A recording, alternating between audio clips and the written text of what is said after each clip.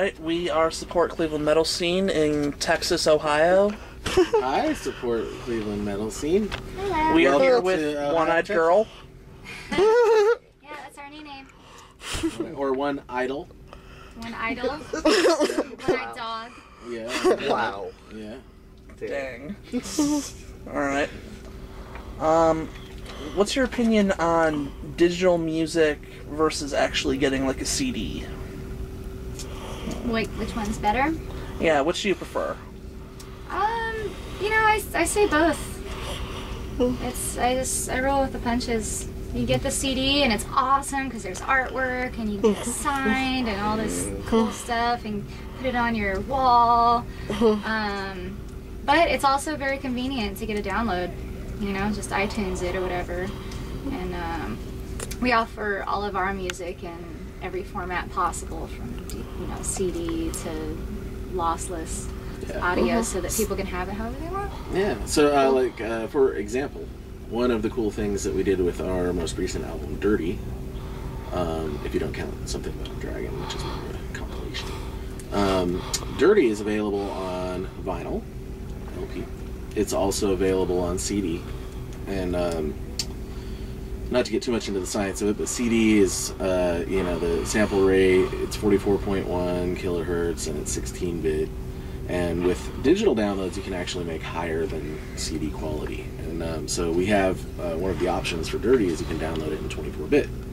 So if you're into the audiophile aspect of it, you can get the 24-bit version, which arguably sounds a little bit better. So Yeah, so I think it's good to have choices, and I'm not one of those artists who's super trying to fight the digital age, because you can't do that. You just gotta roll with it and maximize and exploit it however you can, and just like any entrepreneur. And it's kind of fun because sometimes we'll hide little goodies in with our downloads and stuff like that. So we play around with it, and it's how we make a lot of our income is people downloading our music and actually paying for it. So it's great. I'm totally down with it. Well, I guess the biggest issue with that is sharing, and problem comes with the people that are losing money from that. But I don't know, I have a hard time thinking that sharing should be illegal, because, they teach us all through school, you should share. Right, well, they're not calling it sharing, they're calling it piracy. Yeah. I tried to dress up as a digital pirate for Halloween once. I had a hard time making a sword out of a keyboard. Yeah, but the anyways. FBI busted you. I'm gonna steal this photograph of your car. well, there's I think that back in the day, you could say that there's at least the conspiracy theory that that Tesla invented freely flowing electricity that was wireless, that everyone would have access to electricity for free, just like the TV waves, right? And he was behind a big part of the TV wave situation. And I have heard this before. They went with Edison's thing because they could keep charging for it. Yeah, you can charge for it, yeah. And so I think that it's the same kind of thing. It's we all kind of accept that in Western law that monopolies are bad, that you can't have one telephone company. You have to have three, or at least two, but 3 or 4 is better. You want competition. But when it comes to intellectual property, initially it was always considered a bad thing to have a monopoly, even on like music or creative works. But just to inspire creativity, they allowed there to be a monopoly for a short period of time, and then that grew. And there's this thing, like, it's called the Mickey Mouse Law, something like that. That copyright, the length of your copyright, is as old as Mickey Mouse, because they are never going to let go of Mickey Mouse. And so the law always gets updated, and it's going to be that much further after Walt Disney died that Mickey Mouse is still owned by Disney. So eventually, though, I think that intellectual property is going to go away, and we're going to be able to download chicken legs, and that's the future. Is everybody needs to be able to eat, and with the advent of 3D printing, everything is going to be free. So we just have to accept that. People aren't going to just, lay down and pay for stuff that they can get for free. 3D printing's still got a long ways to go, though. Yeah, well, yeah, but these are the model that digital downloading of music presents is the same thing that you're going to get with physical products with a 3D printer. So it's just starting now, but I mean, you only have to look maybe 10 years down the road before you realize that you're going to be able to print anything. And so, you know, okay, it's killed the music business, it's killed the movie business. It really hasn't, you know? No, not really, because everybody loves getting a CD. They like being able to have something they can hold in their hand, and the artwork, the photographs, something to be able to bring to the show to have signed. Well, there's still money there. The thing is that human beings are going to be entrepreneurs, and they're going to figure out ways to be creative and deal with the times. That's the important part. It doesn't really matter that there's a physical CD. You know, it's like what we're going to do is we're going to go out and play music for people live, and that is something that can't be done with that experience. You know, no, absolutely not. And you know, so what we do right now is we give our music away for free. If you want it, you can choose to pay. It's music.oneeyedoll.com, and you can download all of our music or name your own price, including zero. So. And it's just we do get a lot of people who can't pay for it, so they just put in zero and they get the album. But we get a lot of people who do, and we average more per song than we get from iTunes. So it ends up working out well for us, and we're really, really grateful to our fans who do choose to do that, because, you know, they can also go and find some crappy torrent that has glitches in it, you know. But, you know, we do have our supporters, and we're just really grateful that we're able to live on that. Yeah, our new Monster album was a remastered version of Monster, and we kind of remixed it and updated some of the songs. That's what I've been wanting to get. Yeah, that one is five people chose to pay $500 for that. So I wouldn't buy it for anything less than 10. Well, but that's just there me. you go. But 500, you know, that makes it so that you know 50 other people can download it for free, and it still equals $10 now. And if, you know, if our fans want to buy the CDs, then they buy the CDs, and we ship it to them old school and sign them, you know, or whatever. So where do you guys draw your musical influences from? Life, I guess. Life experience, mostly. When I started playing music, I was a Northwest girl, so I think some of that Riot Girl influence rubbed off on me. You know, my grandpa, Bernie Jones, was a performer, and that rubbed off on me. He's kind of slapstick, and his hats. And, You see the influence from that? Yeah, so, yeah, I lived in China for a little while before I started playing music. I think Awesome. that had a little bit of influence, and just kind of here and there things in life. And, you know, he's been playing music his whole life. He's also a very multi-talented musician. Jason plays bass on almost all of our albums. He's a really amazing guitarist. He can do all sorts of crazy analog synth stuff. Yeah, all the Into Outer Space, it's like an electronic album that was actually all played with my fingertips instead of programmed in a computer. Yeah, that's real analog synth going on that. That's not... That's Old cool. school from the 70s stuff. Yeah, that didn't happen on the screen. That happened on keys. I knew there had to be some musical genius in there somewhere. I mean, come on, how many bands make it as a two-piece set? You know, Yeah. you got just a drummer and a guitar and a singer, and that's all you guys need because the music's strong enough on its own. That's And amazing. I think that's amazing, you know. Aw, thank you. But, Very kind. Yeah, Jason's my secret weapon. She could get any monkey to play the drums. You play Hey, a can you lot play of the drums? instruments. Hey, wait, hey. No, I can't play the drums. Yeah. See, it's not. I'm kidding, monkey. You guys play a lot of instruments. Are there any that you prefer to play? Like guitar, bass, what do you prefer? Cello. What's your favorite instrument? I really love playing the drums because it's just, you know, there's a really primal aspect to it where you don't have to rely on a set of rules, right? For guitars and keyboards and stuff like that, you basically, you know, there's a really complicated set of rules. You have to play in key, you know, there's like all the stuff you're thinking about all the time. With drums, you just bash them, you know, you just hit them hard. You do what you feel, you know, it's like, it's a totally different thing. But that said, I probably feel like I can express myself best on guitar. He's very emotive on guitar. Jason's one of those people who can tell a story with the guitar, you know, without vocals. He can just really feel what he's trying to communicate, and it's really, really cool. I love having him on guitar. And you'll hear more of that in the future too. Finding characteristics of a great artist right there. Exactly. I don't think that I'm really super fluent on any instrument. Well, I think her voice is, I would say, probably.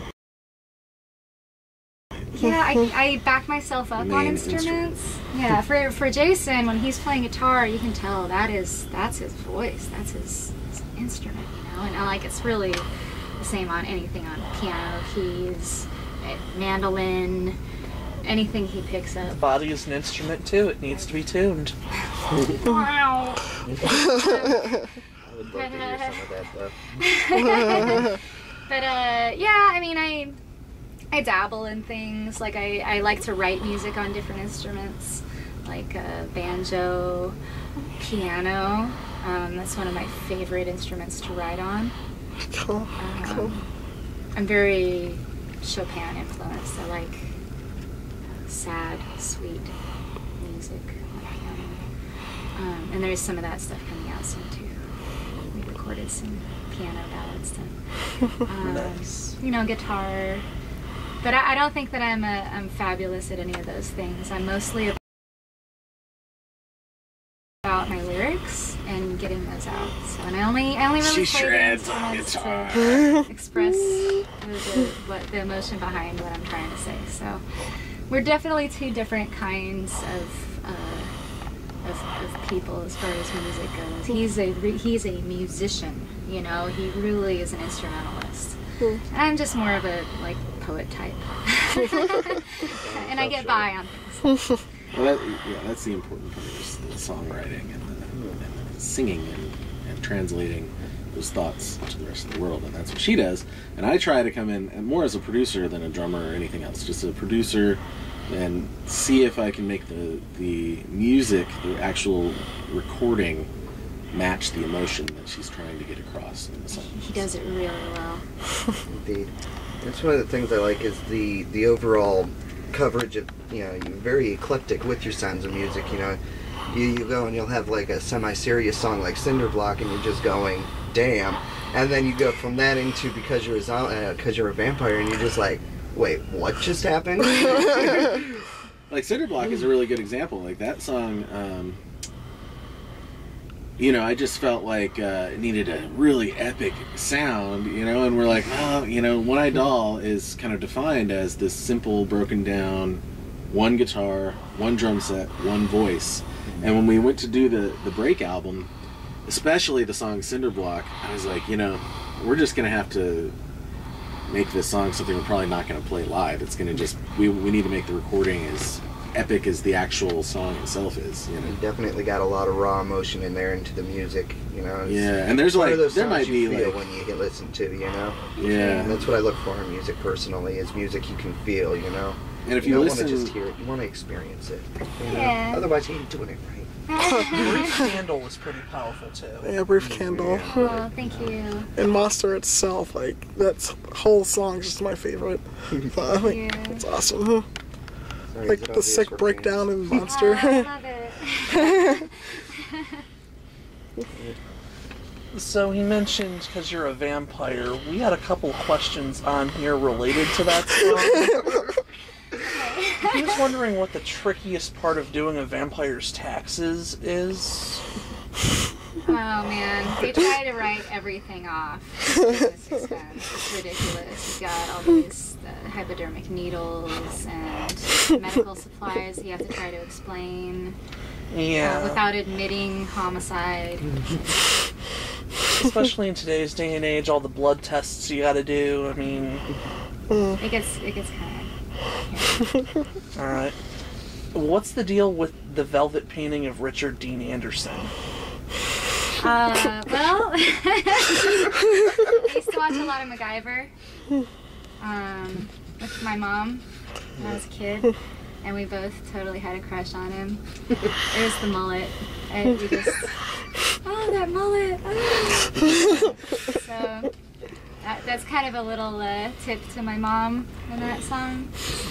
I bring up Richard Dean Anderson once in a while, and if you probably, have you heard the Live on South Congress stuff? There's an album called Live on South Congress, and it's just a bunch of live ditties. And one of them is the Mom song, and he's in that one too. Nice. I lost it at that line when I was hearing that song. I'm like, I seriously had to back it up and pause it at that line to finish it before I could finish the song. I was just like, oh, hell no. It just came out of left field. I mean, who doesn't have a velvet painting of Richard Dean Anderson in their bedroom, right? When I get a bedroom, I'll look into that. Would you consider hiring a bodyguard for your hair? Are you applying? I am. Yes. I'll take applications. Maybe this show tonight you can, just keep an eye out on that hair. And Just stand if in front nothing of my happens- hair all the time. Yeah. Intimidate people. It's amazing. Have a brush. Smack people with it. Back off. All right. What would you do for a Klondike bar? Oh man. These are the questions. You go first. Pay $1.25 at the convenience store, I guess. Honest answer. Good answer. That's like straight out of the Breakfast Club. As little as I'd have to. Yeah. Well, the God's honest truth is that back in like 1986 or whatever, a Klondike bar tasted better, had better chocolate, was like twice as big. Yeah, they're not as good as they used to be. These days are like That thin. chocolate is really They're good. thin. They're the sweeter. chocolate is too sweet. Right? Ice just cream's this- way too hard. The ice cream is bad. It used to be this like magical, amazing Oh, they thing. were so good. Like Twinkies. Twinkies used to be really, really, really good. I remember that. They'd melt in And your mouth. Cosmic Brownies. Those went way downhill lately. I never had a Cosmic Brownie. Oh. I had Cosmic Burrito. Yeah, galactic burrito. Oh, Yeah. Galactic Burrito. Yeah, that's sounds this frightening. Greek custard pastry thing. But yeah, it's kind of messed up how things, Yeah, they- Reese's peanut butter cups. Same thing. Yeah, They're like down. all sugar now, right? I'll still get down on a Reese's though. You don't taste the dynamics anymore. Yeah, there just used to be like back in the 80s, it probably was even better back in the 50s or whatever, but I just can't remember that. I think it was before the high fructose corn syrup blowout, Yeah. They just load that stuff in everything now. But so I would arm wrestle you for a Klondike bar. I'd Do you lose have on one? purpose. I wish. Okay. Here. We're gonna switch for a second. Okay. I got some personal ones, like, how have you guys developed your sound over the years? Rock squats. Cool. Developed the sound. We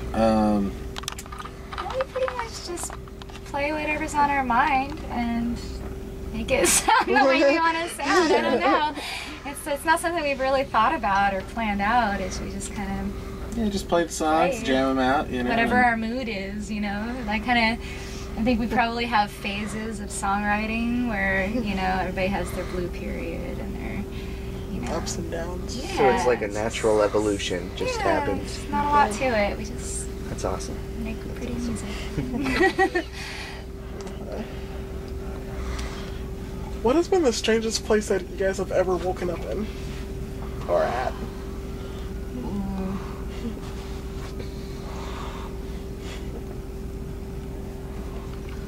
Sometimes, stay at some people's houses on tour. You kind of wake up like, where am I? Oh, who's that? Like, whoa. I remember one time in Savannah, Georgia. These guys were really nice. It was just a band that we were playing with, you know.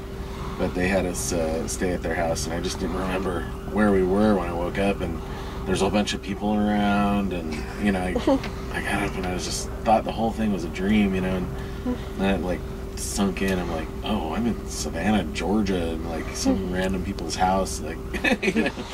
So that was kind of weird. Yeah, I think we got to play in New Zealand.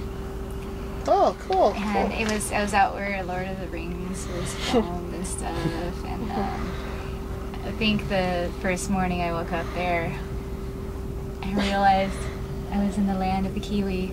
Cool. That was pretty awesome. I like the weirdest thing. That's hard because I've definitely awakened in post-party loft kind of situations with like people all over the floor and Who's that? like, whoa, what? I don't even drink, but what happened? Well, if you're in a different, it's really strange. If you're in a different city every day, you can literally forget like what part of the country you're even in. Or like what month it is, You know, this week how old you are. on Forget Friday, how I am. on Friday we were in LA, and Tuesday we were in Chicago. That's fast. Yeah, I mean, it was literally like, you know, I mean, that's more than half of the country in like 3 days. It was just insane. And so it's hard to keep track of where you're at. And in here, it's, okay, there's this, I don't know if I'm going to be able to articulate this, but we live in this place that is our house, you know? And usually when you're at your house, you wake up knowing where you are because it's attached to the ground, right? But this place isn't, and the blinds are down, and it could take me a long time to remember. I'm like, oh, I'm at home, okay. We're not cool. in Austin. Yeah, I'm like, wait a minute, we're not home Not right at now. Nebulous Ranch anymore. We're home, but where are we? Yeah, this tour bus, our humble abode. Actually, it's pretty fancy. Yeah, It is pretty. It's Um, awesome. Thank you, fans. This is our home. There's no other home besides this that we have. We have our P.O. box in Austin, and this is our house. And right now we have our crew living in here with us. And when we're off tour, the crew all goes home.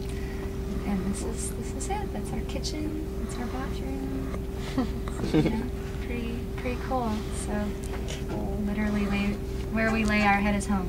I think it's got to get confusing with time zones, especially. Oh yeah, I have. It's like what time? Yeah, we missed an hour yesterday and we were late. Yeah. Every day's like fucking what the hell, daylight savings time. Yeah. You know? Yeah. Sometimes twice in a day. Anyways. Yeah. I kind of I sort of rely more on my own natural body clock, especially since we've got these awesome crew people doing all the stuff for us. And I don't have to wake up at first thing and start loading in and stuff. It's pretty awesome. What are your thoughts on bullying due to different choices of music? Kids bullying other kids for like, oh, I you think like so. rock, but you like rap, and it's Right. like, That's terrible, unless they like Nickelback, and then fuck them. Oh, No, I'm just kidding. Just kidding. sad. Hey, a lot of people talk smack about Nickelback. I just want to say, because I did that joke, they're actually very talented musicians and can sing very well, and just because they have the stupidest lyrics ever written doesn't mean they're a bad band. I used to like them Hi, back in the Nickelback. day.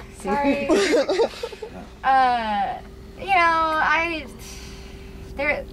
There's always this war mentality with people. I think a lot of it to blame is spectator sports. On spectator sports, because you've always got like this town versus this town, and this team versus this team, and people like bashing on each other for no other reason besides that they're from two different towns that have different football teams in them. And some of that bleeds over into music and other This things. town versus this town. No, it's 7 people from this neighborhood and 7 from over there. Can we all just be human beings, please? Yeah. I don't have that combative mentality. Like I don't like being at war all the time. But I think a lot of people do, and they need that fight, and they need to like fight against each other and pick on each other for things. Which I don't really have that, so I don't relate to it. But you know, I was picked on when I was a kid in school. I know how that feels. It sucks. I just wish people would be nice to each other. For some people, it's easier to be against something than to be for something else. Or just to be happy sad. with themselves and enjoy what they enjoy and let other people enjoy what they're going to enjoy. And, you know, it's kind of stupid. I just wish more humans would embrace the things that make us alike instead of focusing so much on what makes us different, you know? Yeah, you know, I mean, in general. You got a lot of things behind that are very competitive, such as spectator sports, religion. And it's a good one, though, you know. politics. Something bad always goes down related to bullying, and everybody's up in arms to blame video games, you know, or music, or whatever the hell they could blame other than personal responsibility, you know, or being ignorant toward this person that was probably crying out for help prior to it escalating to that point. Nobody really blames, you know, the sports, you know, which I also blame a good point. parenting for bullying. Yeah, definitely. If your kid's a bully, you need to work on that. That is true. I actually used to live next door to a kid whose parents encouraged him to go to school and bully other kids. Because, and I was one of his victims, and I live right next door, and my parents kept going over, and their parents like, oh, they're just being kids, let them be kids. They're not being kids. no, it's like, Yeah. wow. So Anyways. that person's going to have a rough adulthood. Yeah. Nice.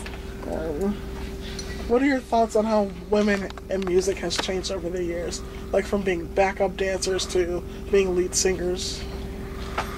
I mean, I don't know. As far back as I can personally remember, there have been great women in music. That might not go back to composers. You know, Aretha Franklin, Barbra Streisand, right? Karen Carpenter. Yeah, you gotta pretty much trace back to 1930 to go back to where it was just male dominated.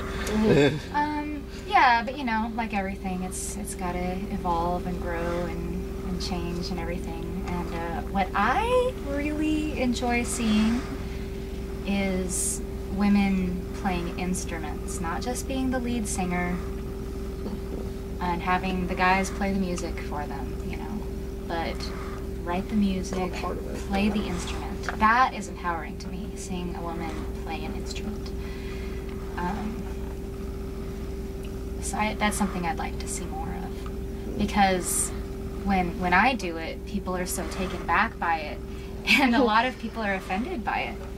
Yeah, it's And I get a lot of haters over it. A lot of these guys who are only used to seeing a girl on stage with a microphone with the guys playing the music.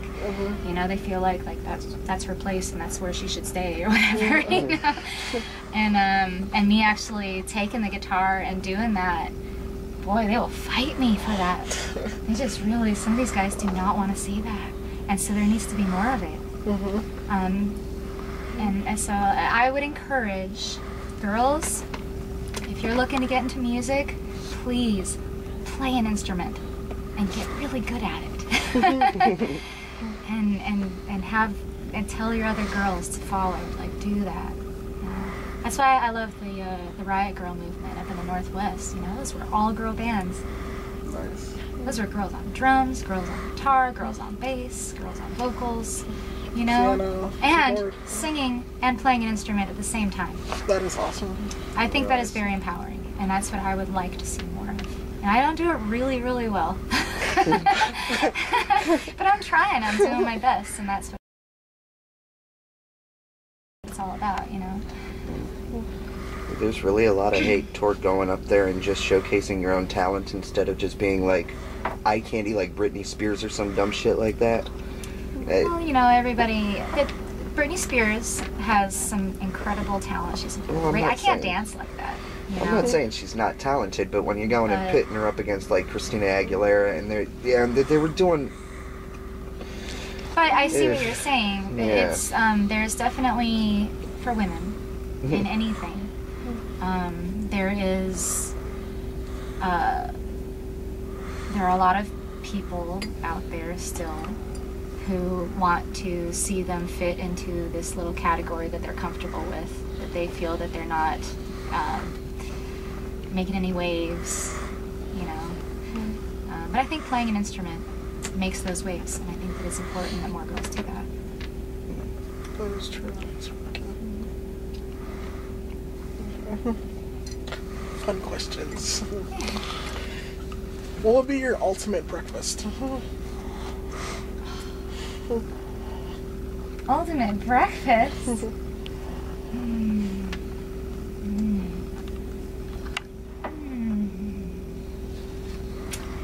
I'm gonna say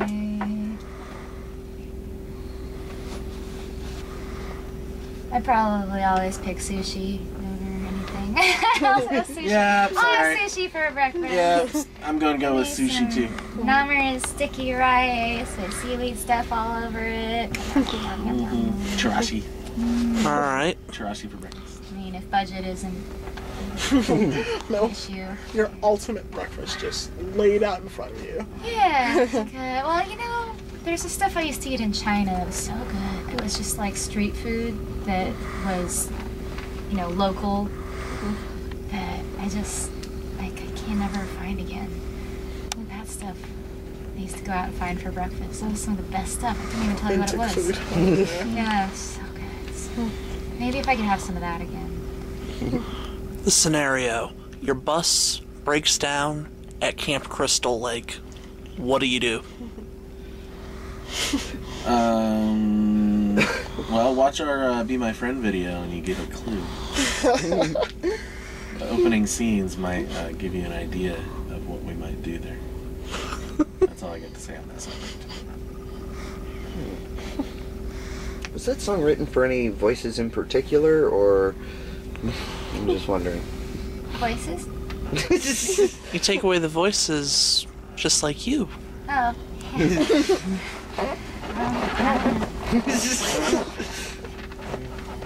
That's what I love, the goofiness.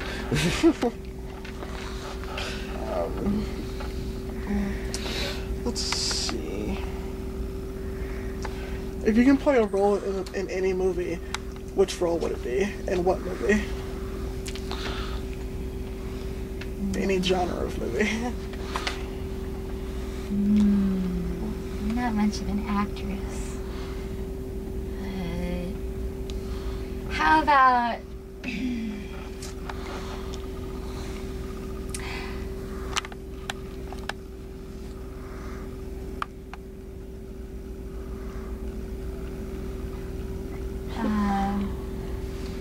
Eliza Doolittle and My Fair Lady?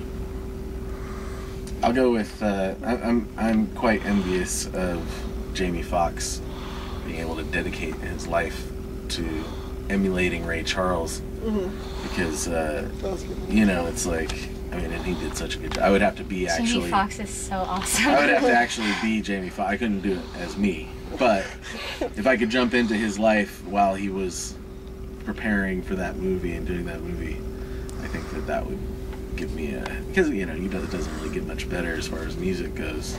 Ray Charles, and I think that would give me much, you know, just such a more broad perspective of music, especially considering that being blind, you know, Ray Charles was just only about the music. You know, it was all about sound. His whole life was about sound.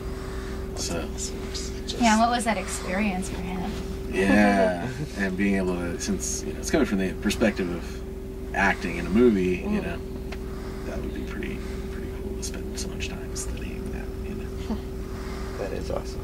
That's amazing. Okay. Is that? If you guys owned a mansion, how many stripper poles would be in it? I'd actually go for a fireman pole rather. Fireman pole. From the top to the bottom. And there'd be a lot of naked firemen on it. Yes. That poor pole. We'll call Paulo up. Yeah. Hi, Okay. Paulo. So, in that case, how many shortcuts from the attic to the basement? Just one pole that goes all the way down. Yeah. I don't know. I might want to have them around so that whatever room you're in, you could slide down the pole and get to where you wanted to go. I think Fire exits. a lot of fire exits. Yeah, it'd be a really safe place to live. It's more fun than Especially with all those stairs. firemen around. Just maybe 17. Okay. What would you guys say your overall band message is, or do you have more than one? I don't think I have a message. I'm just playing music and having fun.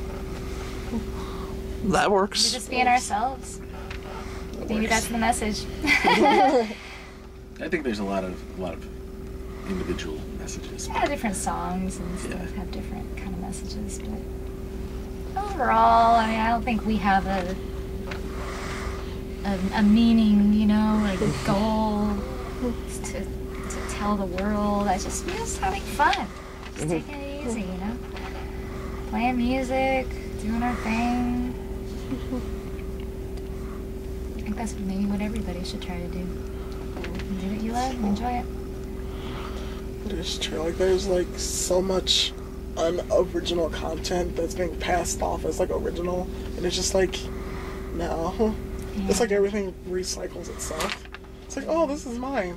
Like, that was around in the 50s. That's not yours. And quite literally, you can't even believe the liner notes anymore. The credits of the songs. People buy the right to say that they wrote something that they didn't write. It's There's like putting your name on a painting just because you bought it.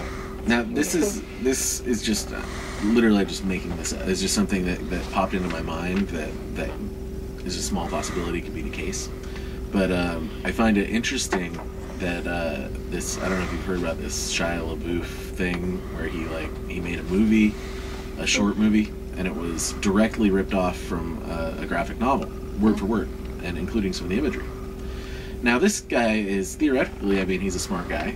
He would know that it would be, career suicide to just rip someone off like that, and who cares? He's just directing it. He wasn't even writing the whole thing was that he was directing it. So just credit the guy who wrote it, right? But my theory, and this is I'm just making this up. This is I'm not saying this is real. But what if the Shia LaBeouf, I think that's how his name is pronounced, paid someone else to write it and made it so that he could say he wrote it, and the guy that he paid off stole the stuff on purpose to make Shia look bad for paying someone to be a ghostwriter. Now, I think that might be what went on, because I don't think that someone would just rip something off on purpose, because everybody knows you're gonna get caught. You're not gonna get away with that, especially if it's word for word. You can just Google the script; it's gonna come up. So I think he was framed personally. It's a good theory. To be taught a lesson. Plagiarism's a lot harder to get away with, especially in the digital age. You can't possibly get away with it. Not at his level. Yeah. That's just gonna be. You can't just there's change the proper nouns and call it originality. Maybe he didn't check it.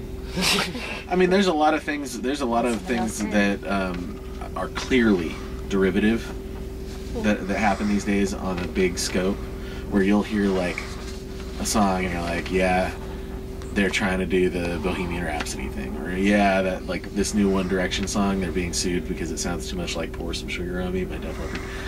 But it's not a direct rip-off. They're just kind of making it sound like that. So it's they're getting as close as they can. right. Really. They're gonna get close, but they're gonna change it just enough so the lawyers can figure it out. But I think that's there's just a lot of that stuff going on these days, but there's only 12 notes. What are you gonna do? There's gonna be things that sound like other things. The line between plagiarism and inspiration is really hard to define anyways. Right. Well, I don't know. I think you can tell the difference when someone's ripping somebody off, and then when they're tipping the hat. There's a big difference. Big difference. You know, like you tell this story about how in grade school this kid took a drawing that you made and told everybody that he drew it, and then he got the crap beaten out of him for it. Yeah, it was the only fight that I ever got in. Yeah. You don't do that. But it's done in the arts all the time, you know? It would be the equivalent of this guy stealing your drawing and retracing it and changing just the hand to have 3 fingers instead of 4 or whatever. And that's what a lot of art being passed off as original these days is. It's like, nah, those people need to have the crap beaten out of them. You know? With movies, there's a lot of reboots going on, and I know some people who think that the more recent Shaggy Dog movie is the original, and it's totally not. Yeah, I think movie people are running out of ideas, but... And I literally know someone who thought that I Want You to Want Me was covered by Cheap Trick. Oh God. Yeah. I remember that one. There you go. No, she posted up on Facebook. Happened to be an ex of mine. You know, Cheap Trick did the best cover of "I Want You to Want Me." I'm like, not a cover. No. Not a cover. I gave them the list and years of everyone who has covered that song, and instead of saying, okay, you got me, they called me on... had to use Wikipedia to prove a point. It's like, Yeah, I looked it up. That's what the internet is for. It wasn't that hard. Wait a minute. So Research over assumption. You're making fun over me for not being ignorant, okay? Yeah, you're smart. Nerd. Are things really bigger in Texas? Some things are, like the gas stations are really big. Yeah, there's more space between things. Cowboy hats are generally a lot bigger. Yeah. Trucks. Trucks. Everybody's got a big old truck. Yeah. Yeah, there are some big things in Texas. Belt buckles. Yeah, definitely buckles. some big belt buckles. Oil industry. Barbecue places. Big deal over there. They're like giant barns. Yeah, you can get a rib, just one single rib that is just massive. And it's got the bone coming out. It's like, You literally think you're walking into the set of Texas Chainsaw Massacre, and you're like, oh, I'll just take some potato salad, please. I got all these carcasses. Guy's like, ah! Yeah. It's just like all scary, and there's Soot. fire and brimstone Yeah, and black soot all aprons over everything. and yeah.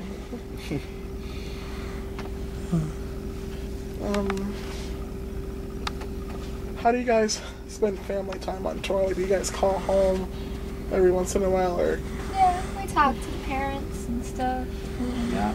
phone calls and whatnot. It's kind of, unless the tour happens to be going through one of our hometowns, it's pretty hard to see. I saw my dad and sister on this tour. Yeah. Yeah, you run into people and Yeah. it's cool. Sometimes Good you to- can coordinate with people to meet up. That's cool. Yeah. It's tough because it kind of has to all be their effort. It's hard for us to get around wherever we are because we have to have like the bus and trailer planted at the club and all day. Yeah, we don't really have a lot of extra time, It's like, you have to show up and load in and get ready for the show. It's really non-stop work all the time, so. Yeah. So our friends and family pretty much have to come to us. But they can hang out If with they us have the at the time. shows. Yeah, and we don't tour in the Northwest a whole lot, so I don't see my family up there a lot. But I have some family in Southern California that I've been getting to see a little bit because we tour through there a lot. Yeah, it's unfortunate that it's kind of hard to get to Washington and Oregon and Portland and Seattle. The tours don't go up there much. Yeah, It's we just play really- there once a year, maybe once every 2 years. The but- drives are so alone between major cities, and it's really, they're bus killers. You got the Grapevine. So I think that's probably why the tours aren't booked so much up there, although we'd like to play up there more. The shows canceled half the time by the venues. I don't know. That's not cool. How much gas money do you think you guys have spent on this tour? When we do a full tour, it costs about $10,000 for gas for like a 5-week tour or 5 or 6 week tour. It costs about as much or more than the clubs actually pay us to play the shows. Yeah, the actual pay from the clubs doesn't really cover the gas and the price for the crew, you know. So our money comes from the fans. We're fan funded. It's merch and our VIPs. Yeah, the big difference. The big difference is the VIPs. Our merch is okay. You know, it's like, you know, we do great. We sell a lot of merch, but the clubs take 20%. A lot of people don't know that, but if you set up your merch table at a club, they take 20% of the money that you make. If it's a national tour. Yeah, and then for the most part, you can count on it costing with the shipping and the manufacturing of the merch itself. That's gonna be like half of it. So at the end of the day, you get to keep about 30%. So if you sell $1,000 in merch, you can count that as about $300 in your pocket. So what we do is we have a VIP after every show, and you can pre-order for $100. You get this sweet thing that looks kind of like this. And we do something different every tour, but and sometimes it comes with like a trinket. Like one time we had a little snippet of Kimberly's hair because it was right after she cut her bangs and she had a bunch of extra hair. We couldn't donate it to Wigs for Kids because they had dyed it, so we sold it instead and then raised the money instead. Yeah, but the cool more thing than is a wig's worth. So we have a small but highly dedicated fan base that supports us. That they know that they are the reason why we can continue to tour nonstop, and we're always coming back. And we'll play in a town 3 or 4 times a year, and it's all because of these VIPs, which sometimes we'll have 10, 13 VIPs. 10 VIPs is $1,000, and that keeps us going. Yeah, that really. And we just hang out with them afterwards on this tour. The funnest thing ever. It's just it's our best memories of every tour. We play a lot of shows, and the shows are really fun. But what we really look forward to is hanging out afterward with our VIPs. And now we have this bus, and we can bring them in here. And so this tour, we tried something new. We are you gonna tell? Well, we only have two shows left, I don't think this is going to be out before the end of the tour. So this tour, we found this guy named Vaughn Bannister, super talented musician, and I actually was just buying a little case for him as a $60 case on Craigslist, and this dude came over and he was really happy and positive energy, and he shook our hands. So we just started talking to him. He just moved to Austin, and when he said, just started talking, he said he played violin. So I was like, go get it! Let's jam! And he brought it in and we jammed. And I was like, you gotta meet our roadie, Mike, who's the guy, the light engineer. He was in here. I don't know if he's still in here. But you guys, there he is right here. Also a multi-instrumentalist. He plays guitar, he sings, he's a drummer. How's it going? Yeah. And he actually, he's been a long time One Eyed Doll fan, but he came to our studio. There's my foot. He came to our studio and recorded an EP, a really cool EP that Kimberly sang, the song Dark Soul. Sang backup vocals on. I played a little guitar on it. And you should go check that out. Mike Hidalgo Pittman. That's this guy. It's on Bandcamp. Yeah. You can download it. So we get together and we start jamming. He's on his djembe and he's got this cool tambourine thing he puts on his foot and keeps the beat with the tambourine. And then Vaughn is getting down on the fiddle. He's a really amazing fiddle player. And so we decided, hey, for the VIPs, let's do a couple acoustic songs. And it's been really, really fun. We haven't done it every night.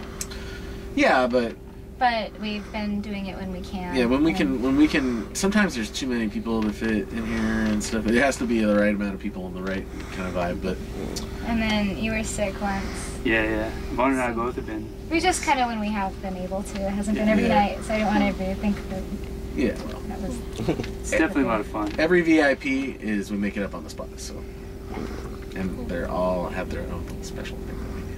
But that's been some of the We've been on this able to do particular that a tour. few times on this tour, and it's been really fun. 'Cause it's really nice to have crew members who can play music with us, and we just jam sometimes, and it's so nice. It That sounds is so awesome. good. We love playing acoustic music. You know, we have albums like that too.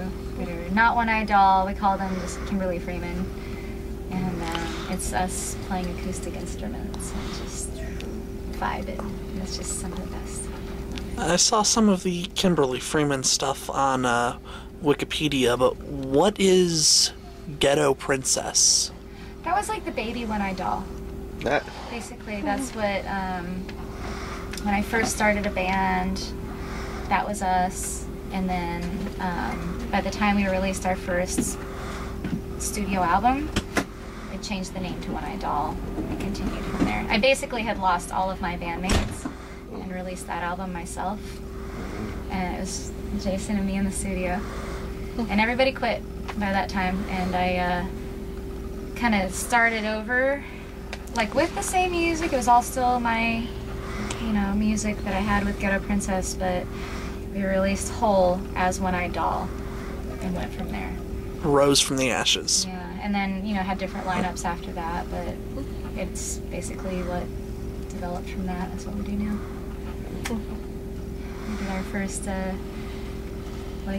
demo album in a garage, and, Old school. gotta do it that way. We all moved into my van and did our first tour, and that's kind of how I ended up in Austin. That's awesome. Yeah. What is your band's biggest pet peeve? Oh, man. I got some. I'm gonna lay it down. Whoa. Careful. No, look. Don't say anything that might incriminate us. No, this is you want to talk about pet peeve? My number one pet peeve is pay to play. I think that the clubs that have bands sell tickets, it's worthless. I think it's ruining music. I think that the clubs, the radio stations need to stand up and support good bands and just have them make good music. That's it.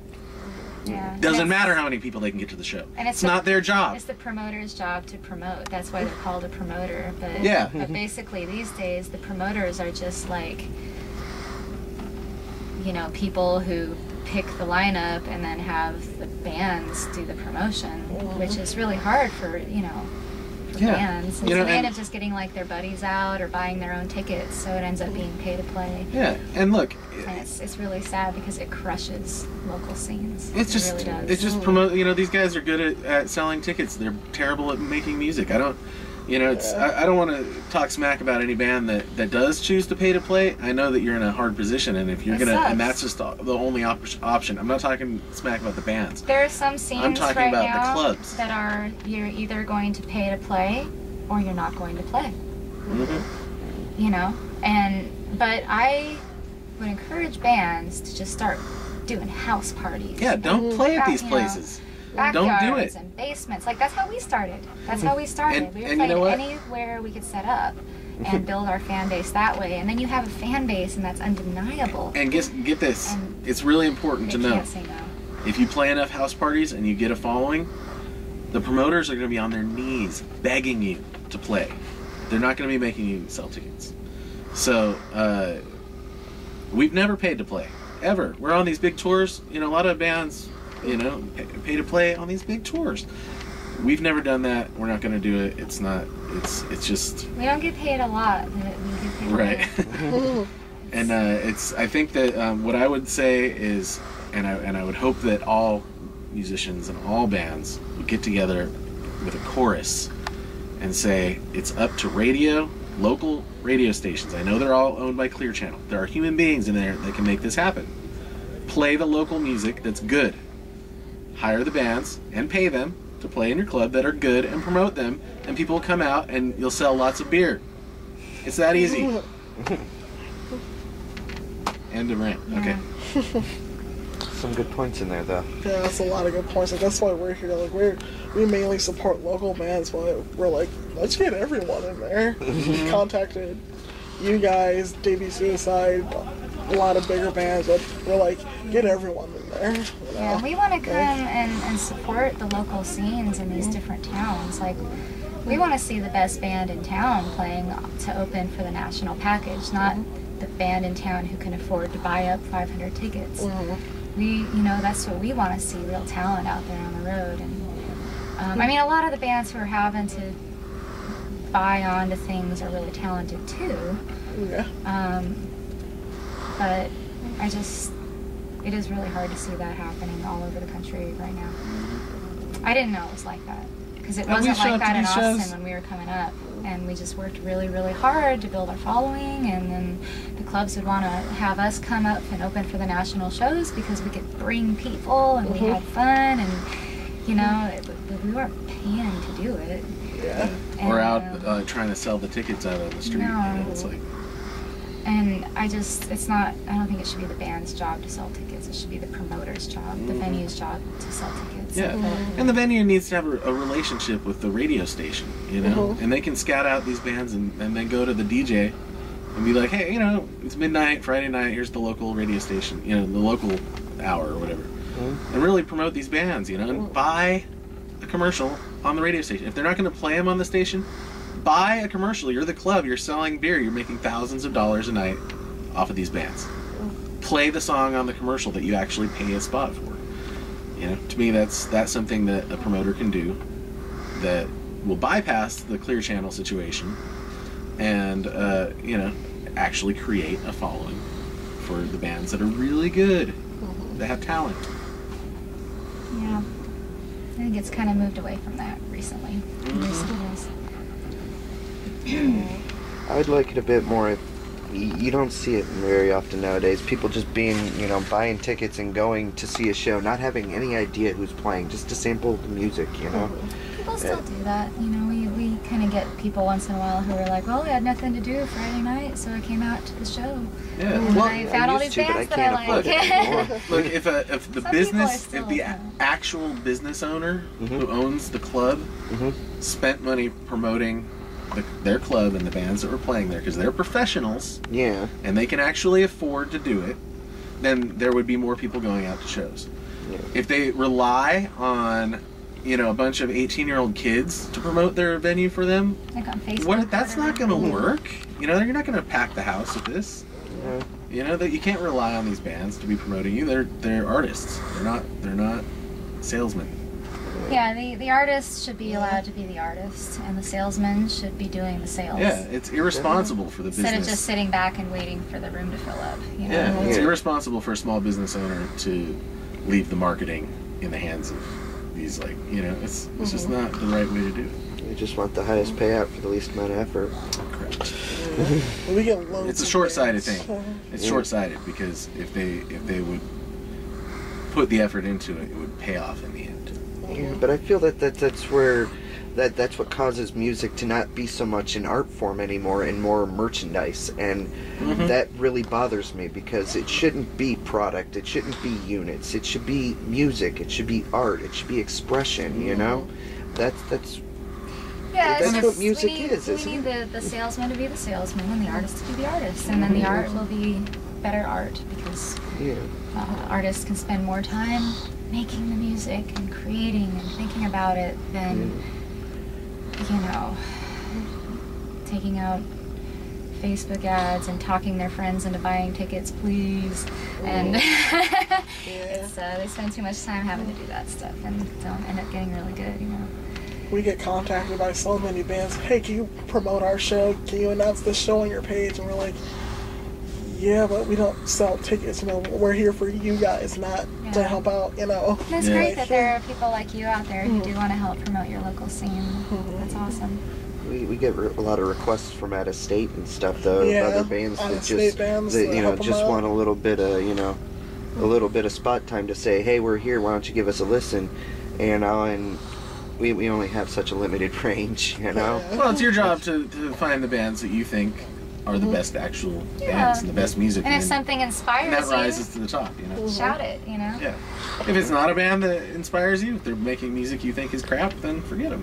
You know? They need to continue working on their craft until it's really good. Yeah, and then there'll be somebody who is inspired by that, and they'll talk about it, and that's how word of mouth is. Yeah. You know, like we talk about stuff that inspires us, and you talk about stuff that inspires you, and those might be different things, but you know, at least none of us is, you know, we're not lying to ourselves or anyone else. The first time I saw you guys, my old friend in 2011, when you guys opened for OTEP, she like dragged me outside. She's like, "Why are you watching opening bands? OTEP's coming on in like 3 hours. Let's just chill out here." I'm like, no. And that's why I found you guys. You guys were like up on stage. I'm like, did she just hop in the crowd with a guitar? That's awesome. Oh, thanks. Yeah, that was amazing. I'm like been a fan ever since that show. It's like awesome. Like I didn't know who you guys were. I'll be honest. Before that, I'm like, One-Eyed Doll.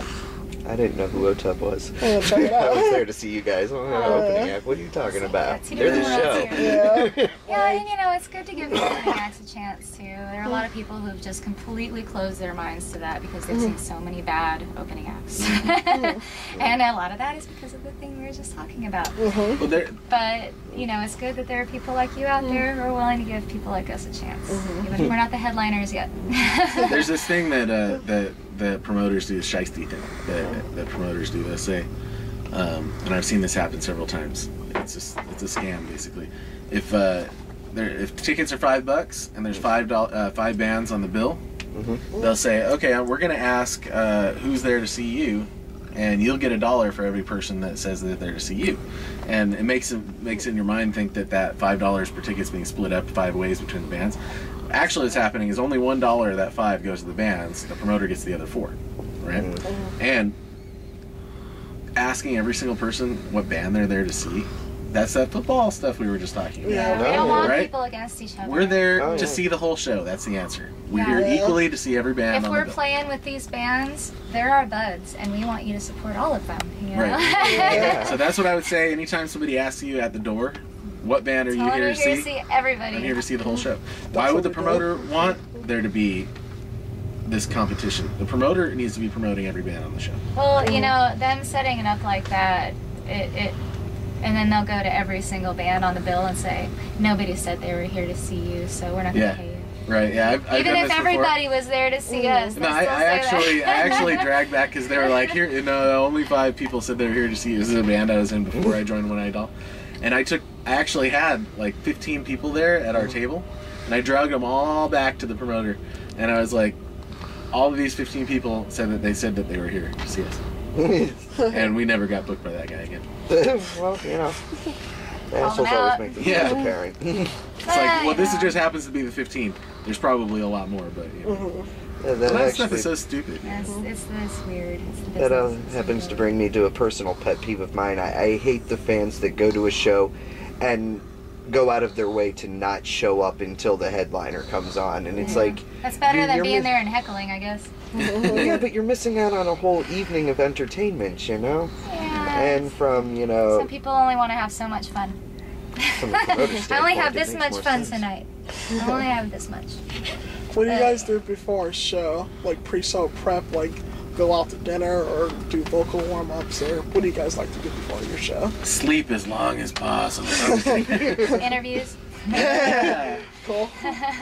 Yeah, every day is different. We don't have like a certain thing we do. There's no It depends ritual. on how long the drive is to get to the place, because sometimes, it'll be 8-10 hour drive and you really just have to hustle. You get there, unload, get everything set up, and get ready for the show. Yeah. Today, luckily, we had a little bit extra time, so I'm glad that we were able to book this interview with you guys. Cool. And thank you for having Well, us. thank you. Thank It's you kind of so a late much. show. I just got word here on my text message that we are on at 10:45. Ooh, late show. So it's kind of a late show, and it's 8 o'clock right now. So we still got 2 hours and 45 minutes. Oh, wow. But we do take a couple hours to get ready. And get everything all, Yeah. get dressed. And I have to plan when I'm going to eat because I can't eat like up to maybe 3 hours before we play without feeling sick by the time we play. it's just my body's nervous thing, I guess. I'll like throw up a little and bloat out. I'll feel like crap. So I have to be completely digested by the time we play, or else I feel yucky. So I have to make sure to plan to eat early enough in the day so I don't have to skip eating, or else if I get on that cycle where I skip eating, I lose all this weight and get way too skinny and I have to wake her up dizzy early. and stuff. Yeah, he'll Be have like, to drag wake me up, out of it's bed. 4 p.m. Eat. You need Put to a funnel eat. in my mouth. But she jumps around. I mean, her stomach is moving all the time. Yeah. Me, I get to sit in one and I'm spot. singing, so. you know, I got my diaphragm contracting and stuff, so it's like, my stomach gets hit pretty hard. I can eat a ribeye. I and will it throw just- up on stage. It's not good. It doesn't feel good. Nobody wants to see that. Yeah. It's happened before, folks. Yeah. If you're really lucky. If you give me, a few extra bucks for a tip, I might give her a steak right Give me before some we go on to the lasagna or show. something. How much for one of these airline bag souvenirs? Yeah. Right. Everyone in the front row gets a vomit bag. Gets a barf bag. Thank you. So we can have a contest. Whoever can catch the most. Barf. Nobody's gonna come to our show if you keep talking like that. And nobody's gonna all be in the front row. They're all gonna be in the back. Somehow everybody For tucked real, away in about their vomit bags. bag. They're all gonna have their barf bag in front row. Ooh. Umbrella. Actually, one year South by Southwest, we do Texas Rock Fest every year that we're actually in Austin. And it's really fun. It's a cool festival. But I found a bunch of rainbow umbrella hats and managed to like buy a box of them and painted our logo on them and sold them at our shows. Because I'll throw water on people and stuff, and so it was really cute. This one Texas Rock Fest, there were just all these umbrella hats up front, just bobbing like this. Nice. Cool. The stage is 6 feet tall, so I look down and there's just all these little rainbows.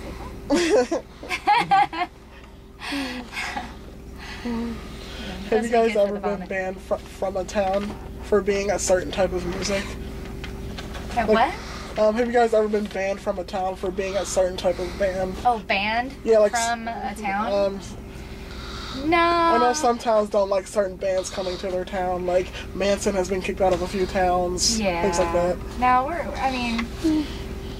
We've been banned at a few high schools. yeah, which makes us pretty cool.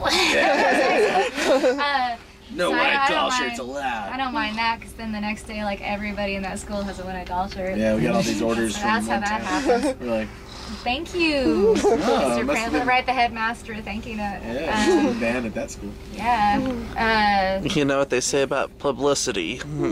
Yeah. They do say things about publicity. I'm not sure if all those things I are don't, true. yeah. I don't think. Anyway, there was one town in Texas where there was only one club that we could play at that would book us, because all the other clubs in town had heard these crazy stories about me, and that I like set the stage on fire and break everything, and like that I had done all this crazy work. There are all these little Texas. urban legends. These are metaphors. Yeah. Exactly.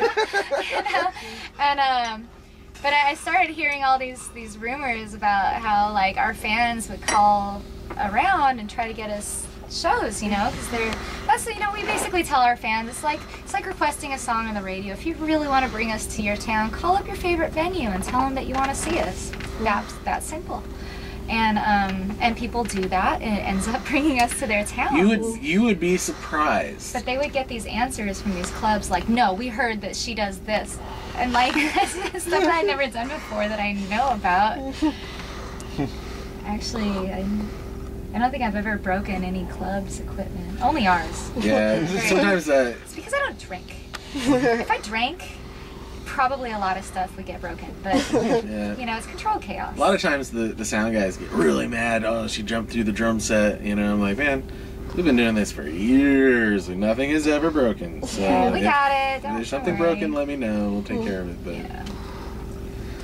but yeah, you'd be surprised though. Just have good, tough equipment and like. How often we've had shows booked because one crazy fan kept calling the club, gotta bring what I talk, gotta bring what I talk. And before you know it, and these people also be bugging us, you know. It'd be like, come to Bloomington, Illinois. Come to Bloomington, Illinois. And we're like, man, we don't make these decisions. You gotta call the club, and they'll ask us to come. If they do, we'll be there. If they think that we're gonna fill a room, they'll bring us. So tell all your friends, make them all fans, and have them all harass the club. And the club will probably call our agent and see if a tour can come through. And it does happen all the time. Yeah, it happens all the time, and a lot of times just from like one crazy fan just making us think. So actually, it's what my favorite one was. We want them to have their friends in on it, so that we don't come and there's just one person in the room. It's like, we would totally play that show for that person, but it would, you know, be fun for everyone. Yeah. Then you'd be looking at them going, The how many club would have us tickets you back buy? again someday. There's Yeah. 500 tickets. one of my favorite stories like this is this guy, Jersey. His name is Jersey. He's from Pensacola, Florida. He's bugging us for months. Come to Pensacola. You know, there's great venues in Pensacola. And I'm like, you know, well, I tell him the same thing I tell everyone else. You got to call the venue, you know, and help promote, you know, and I'll tell you what, they'll probably book us, but if there's no one there, it'll be the last time. Yeah, they'll never bring us back. So this guy, he printed up his own giant boxes of flyers. He went to every tattoo shop. We had every tattoo artist in the town at our show. I mean, there was a line down the street, and this was an These OTEP guys show. came and brought their portfolios and showed us their artwork. It was Yeah. really cool. This was an I've OTEP never seen show. so many tattoo artists in my life outside of a convention. But because this one guy promoted it, I mean, there was more One-Eyed Doll fans there, I would venture to say. We're just people that this guy had promoted the show They to. come to see us. Yeah, and he was promoting OTEP too as well, because that was the tour that was coming on. So Right, he put And he- all of the band's bios on the back of these cards. He went Yeah. to all of our websites, all the opening bands. It was like a 5-band bill.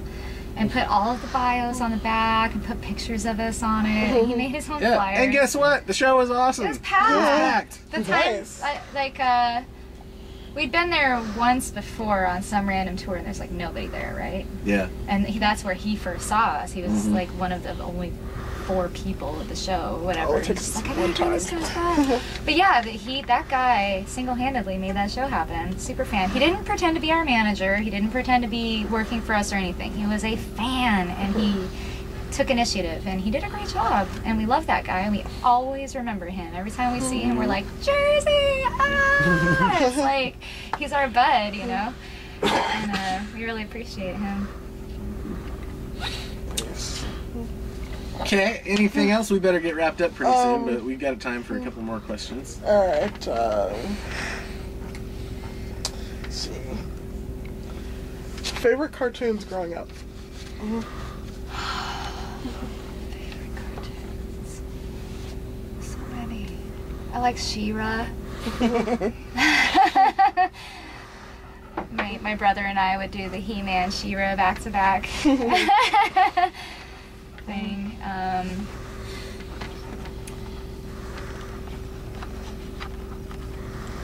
I was definitely My into Little Transformers. Transformers. Yeah, I love Transformers. love the Transformers My Little Pony. cartoons.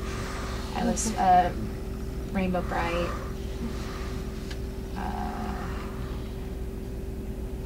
Not a cartoon, but a movie that I feel like, oh, you know, when I think about my childhood, a good representation of that is The Dark Crystal. Yeah, there's not a lot like that, of stuff like that anymore. Stuff used to get kind of dark, you know, in the 80s. It was, it definitely bred a lot of goth kids, I think. Yeah, well, Jim But you Henson- saw the the darkness and the light and the balance of all that in these things. Like the Never Ending Story and all those Yeah. movies. It was the balance of the darkness and the light. And it's Jim Henson stuff, obviously. Yeah, Jim Henson was master. I guess you can't consider that cartoons, but it's Same Kind vibe, of, though. yeah. It's puppetry. fantasy. Labyrinth. Anyways. The never-ending story, the That's my nothing childhood. was more powerful than the darkness. It was more Yeah. devastating. Right, and what's what, and you have to really analyze things, and you had us kids really analyzing stuff, and there was some pretty deep ideas in some of those kids' movies back then. The Secret of Nim. That movie was great. Oh my gosh. Oh my god, that was Yeah. great. So, That was scary. Okay. but yeah, One last question. Where do you see your band in the next 3 years? How many? 3? 3 years or 3. beyond. Okay. I don't know. Yeah, we just Really- take things day by day. Yeah, we're really in the present. We don't know what we're going to be doing next week. This is tonight and tomorrow's show. And then we're driving to California, and then we're like, Yeah, we literally what's next? haven't gotten news of our next tour yet. So Yeah. You're right, there's always spring, I'm one. sure we'll be right back out, there's January or always February, one. but right around the corner. What I'm excited, looking forward to, is I'm a big synthesizer geek, right? And I got this over the summer. I found this crazy deal. It's actually at a music store. I can't believe it, but an old ARP Odyssey from the early '70s, which is one of the coolest synthesizers ever. And it's actually featured in on our new Remonstered album, Monster Remonstered. There's a bonus track on there called "I'm a Viking," and features this synthesizer.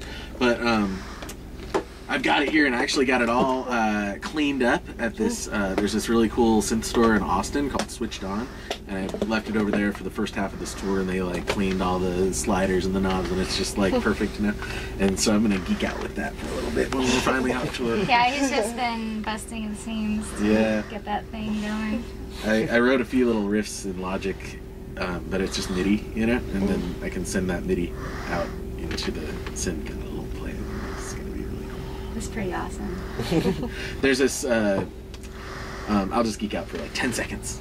There's this new synthesizer called the Mini Brute, Arturia Mini Brute, and it has it's basically a translator. It translates the USB from your laptop into this old synthesizer language called control voltages, which all these old 70s synthesizers, it was basically just so you could have a keyboard that could control the synthesizer. It would send these control voltages. But this Mini Brute translates logic into something that these old synthesizers can interpret. And so you can do all kinds of crazy stuff with it. And just giddy. Looking forward to geeking out some more. Yeah, it's gonna be awesome. I can't wait to record. I'm really excited about that. We haven't been off the road long enough to do a whole lot of recording lately, so. Well, we had a big transition where we moved from what was Nebulost Studios, where most of the Nebulost Ranch, where most of the previous recordings were done, Yeah. into this bus, which is much more practical for us because we're always on the road. And back when we just had that studio, it was by itself all the time. I stressed because I had a lot of expensive equipment there, and there was nobody around. My neighbor would watch, would keep an eye out, but it was just, it was always just so stressful knowing that we'd be gone for months at a time. And And your stuff will be there. yeah, so we actually, between the last two tours, like the Polka Dot Cadaver tour and the beginning of this one, we had a couple months, but it was all moving out of that house and into this, and it was kind of craziness. We were able to finish the Remonstered album. We recorded a lot of drum tracks for the next album, and this one song that can really play the auto harp on, which is a really cool instrument. That there's a song that we're gonna put out soon that's really, really cool. It's called Gwendolyn. You can talk about it. Are we putting that out soon? Yes. I I don't know. We'll put it out like tomorrow. There's some, sometimes we just, we make songs for our family, and, you know, I don't always put those out, but I think this song is, it actually shows off Kimberly's voice better than almost any other song. I mean, it's really, the vocals in this song are just... It's a lullaby. I wrote it for my little baby cousin's first birthday. Aww. As a lullaby she could have for her life. Yeah, every little girl needs a theme song, right? Hey, Mike. Hey. Wanda. It's not good. Yeah. What happened? Okay. Things sinus stuff. So Let's he's take gonna get care us some of our snort. tea. Yeah. I got her. Yeah, I got her some sinus stuff from across the street. We're One-Eyed Doll. Kimberly. And Jimmy. And Britney Spears. This is Britney Spears. Thanks Baby, to one more time. support Cleveland Metal Scene for having us on their awesome show. Yeah, you guys are awesome. Thank you. You guys are awesome. We Like, love how you we support will be your in the local front scene. row. Thank you. You And your guys are vomit amazing. bags. You guys are amazing. Thank you. And you can get our music at music.oneeyedoll.com. That's our Bandcamp page. It's name your own price to download, or you can order the CDs and fun fan packages, or iTunes, you know, Amazon, all that kind of stuff. Order our CD from your local record store. We have distribution, so we can do that. Or if you have a Cricket phone, apparently I just found out that it's just already on there. Yeah, and we get like 0.0000004 cents per download. So you can support us through Cricket. And a number of things. So we try to make our stuff available everywhere. So don't go get some crappy torrent that's gonna crash your computer. Just get our music from us and enjoy. And we'll see you on the road. Thank you. One-Eyed Doll, guys. This is amazing. I clapped, but I have a camera in my hand. It's like, Oh, and AQ.com. AQW. You can get this cool shirt at HeroMart.com. Thank you, guys. You guys are amazing. Aw, thank you.